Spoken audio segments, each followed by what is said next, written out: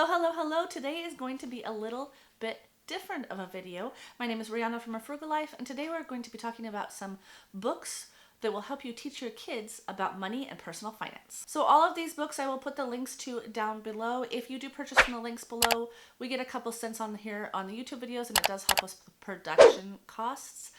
So I always appreciate it. If you do leave the links down below, I'm just putting a disclaimer in that I am an Amazon affiliate. I appreciate whenever you hit those links.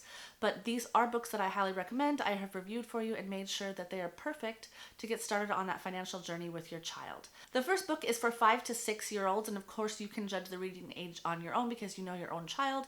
It's called Bunny Money by Rosemary Wells. I'll put a picture up above, and it's a picture book about two little bunnies who want to buy a gift and end up learning the differences between needs and wants. It's super cute and has some great art. Highly recommend this one to get started. This next one is for 4 to 8 year olds, and it's less of a storybook and more of an educational resource. It's great for homeschoolers or those of you who just want to teach money at home.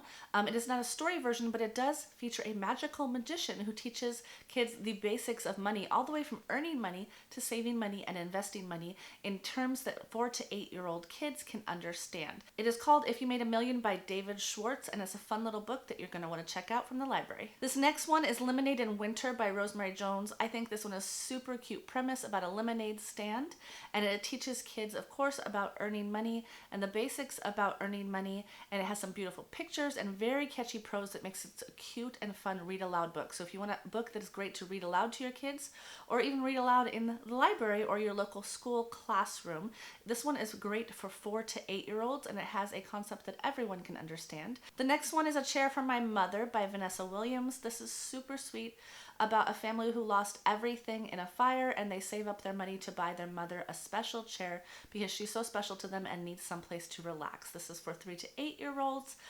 It has some great language that they can actually learn to read themselves, and it's also great for reading it loud. And like all storybooks, it has some great art and a sweet lesson at the end. So A Chair for My Mother by Vanessa Williams is the next one you're going to want to check out from your library or purchase from Amazon down below.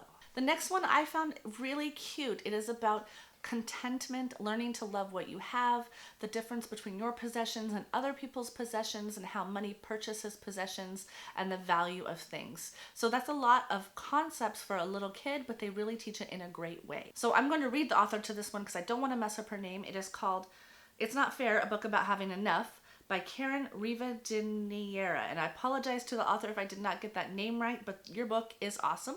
And this one is for 5 to 8 year olds. And the next one is for 5 to 8 year olds. It's A Bike Like Sergio's by Mary Beth Boats. It is a great picture book as well. And this one teaches kids about what to do with found money and what's the right thing to do with found money. And it's a great book to read aloud to your kids so you can get that conversation started about the right thing to do.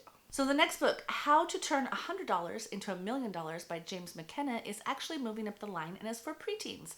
So it is the 10 to 14 year old range group, but I think it's actually great for young adults and for higher age teenagers as well. So this one is just a primer for young kids about budgeting, earning money, investing money, saving money, what to do with money. It has some higher concepts than the storybooks do have, but it's at an easy reading level, so even the 10-year-olds can read it. Although, because it's not a storybook, I would suggest maybe reading it together and using it as a primer for learning about money rather than just something that they're going to read for fun. But it is easy to read and a great concept starter and conversation starter about money.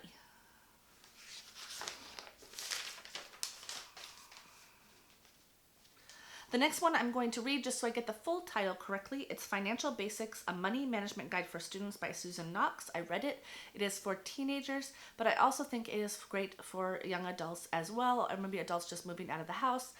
It is a great gift for graduates from high school as well. So this has a lot of great concepts about money. They don't teach money in school, as you know.